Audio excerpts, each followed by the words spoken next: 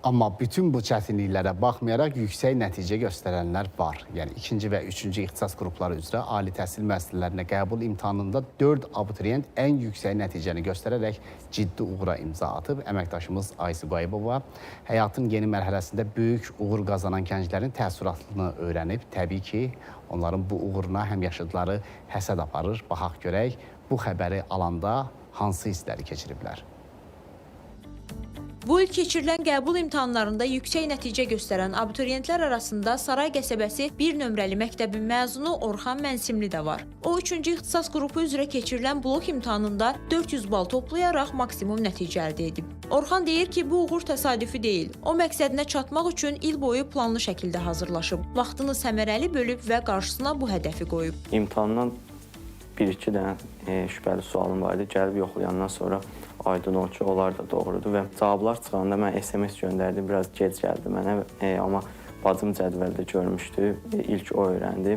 Təbii ki, görəndə çox sevindim. 1-ci sinifdən 11-ci sinifə kimi hər il əla çıxmışam məktəbdə də.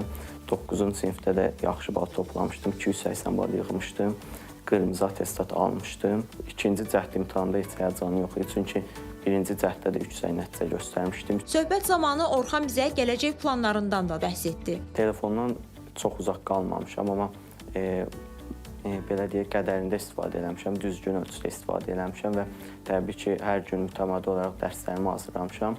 Repetitor yanına da getmişəm. 8-ci sinifdən sonra 3-cü qrupa maraq yaranıb məndə və hüquq ixtisasına xüsusi marağım olub.